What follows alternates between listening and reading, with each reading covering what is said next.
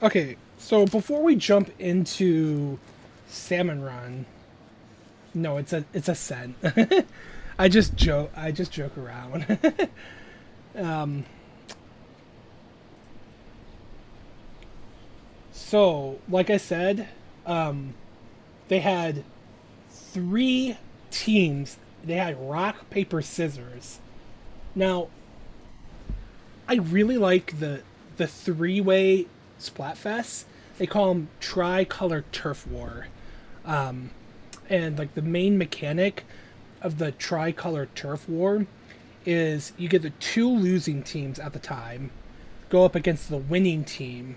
And if you don't know how Splatfests work, essentially it takes the total number of players that participate in the Splatfest, average out something called clout, which is a very overcomplicated way of just saying win percentage.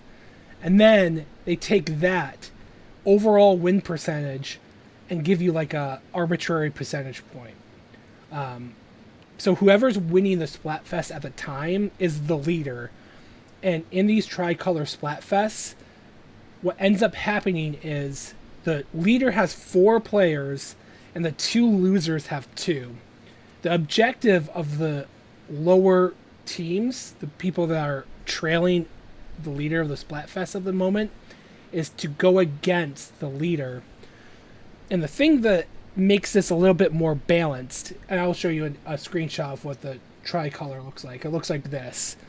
So at the time, Team Scissors, which was my team, was the leader. And how it balances out, they have this thing called the Ultra Signal, or it's like a signal boost, or I forgot exactly what they call it. It's something to that extent. And if you collect these signal boosts, they summon these sprinklers, which is a perpetual like advantage that the person who collected the signal boost has. That's all well and good. I just think that for the most part, the Splatfest felt a little bit unbalanced. Like, you either got the people that played together and you got crushed if you were Team Scissors, or you got the people that were just doing complete free for all, and it was practically a 6v2. So I think even for the defenders and the attackers, it's just a slightly unbalanced. I don't know how you would fix like the balance so much with like the two attackers, because like you can't give them immunity to like each other's attacks. Because if you give immunity to each other's attacks, the fucking leader of the Splatfest is just gonna get annihilated. If they can't kill each other, like what's the point? You might as well just like put your controller down if you're in a tricolor match and you're the leader of the Splatfest. Another problem that I figured out was when they announced the tricolor. At first, I thought during the map rotation, which is every 2 hours so far, that the leader would change, but that never happened. It was from the halftime report all the way up until the very end. It was Team Scissors constantly. That was the leader or the defender of the middle point, and I know that that wasn't right, because if you look at the end results of the Splatfest, the overall win percentage of Team Scissors, I think it was like 33% or something, and like the overall winning percentage of Team Rock was 37.5%. So like it's like a huge amount that it was different by. So there was no fucking way that Team Scissors was always in the lead. One thing I would like to change about this tricolor thing in the future, I think they need to do this right away. They need to change that sprinkler, this thing that I showed off in a second ago. This needs to die. This like literally needs to stop, after like the final 20 seconds or like the final 30 seconds of the round. The problem is with the signal boost. Now, I can only take anecdotes from other rock and paper players, but what they were saying was every time that you collect the signal boost, the time that it takes to collect it and summon the sprinkler is less and less and less. So it'll start at like 10 seconds for let's just say. Then if you lose the signal boost, the next time you touch it, it'll be 8 seconds, and then 7 seconds, etc., etc., etc. But if this Ultra Signal summons the sprinkler right here, and it's a perpetual third player on your side, if both teams get a signal boost, or even one, if one player gets a signal boost, it's a 5v4. It's unfair.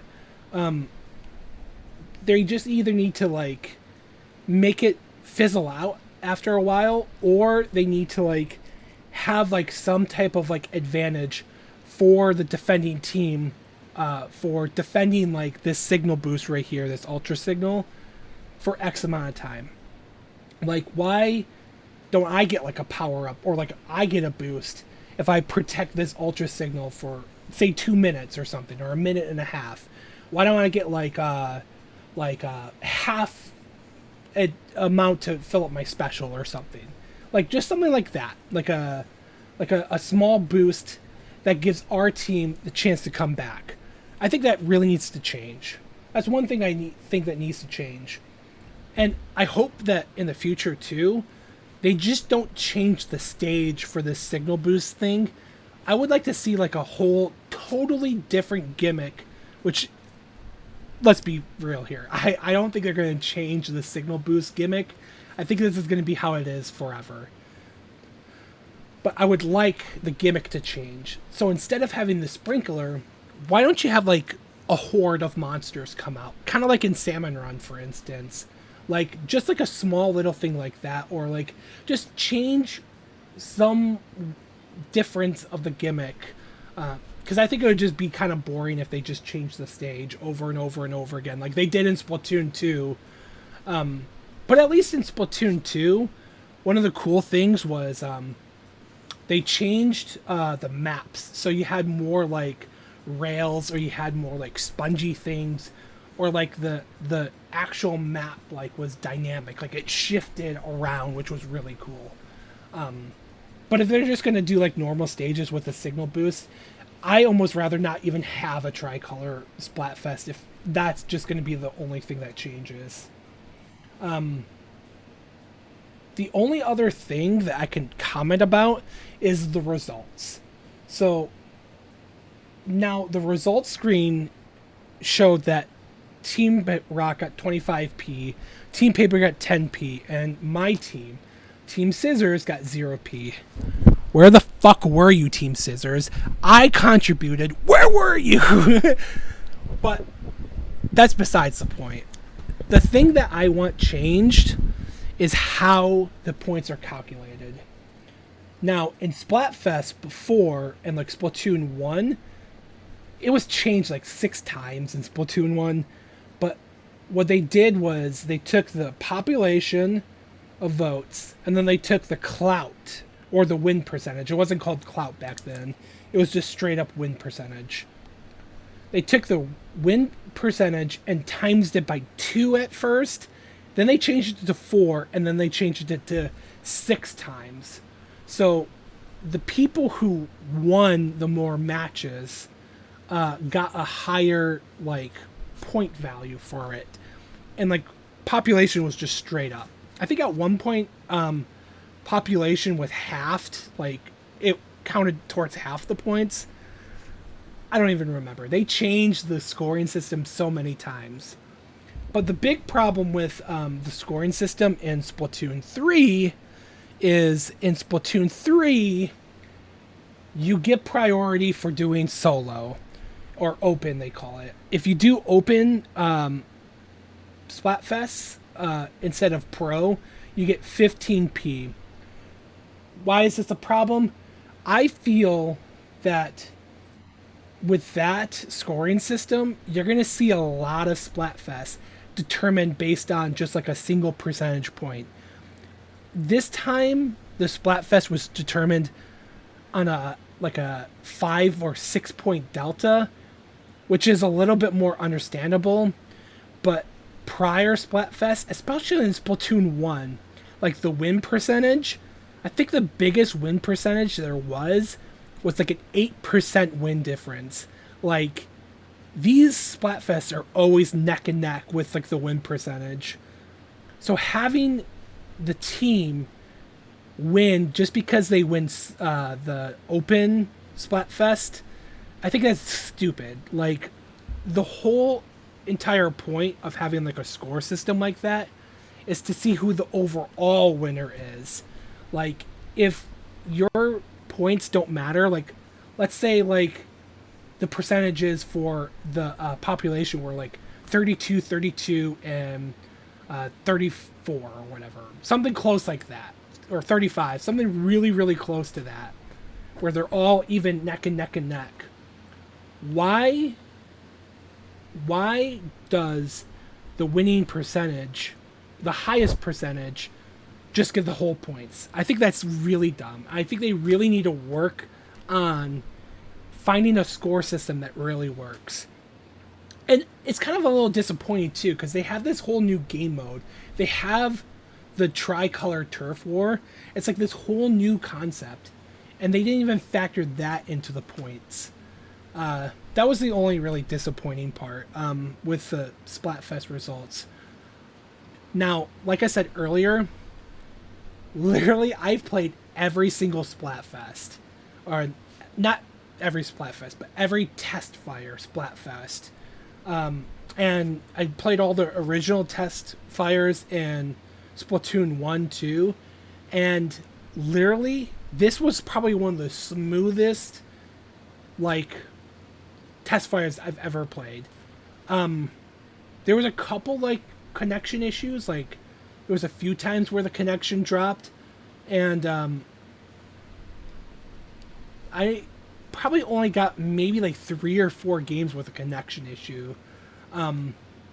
So I thought like the servers were good. I thought the peer-to-peer infrastructure that they increased, they like changed it's like something like net something. It's like the same system that what's that game? Monster Hunter uses. So like I noticed almost no like glaring connection issues. I still had the joke peer-to-peer crap where like the characters would teleport all over the place, but in general I thought it was pretty fun. So that's my thoughts on Splatoon, test fire, and all that crap, and I hope they can fix some of the issues I had.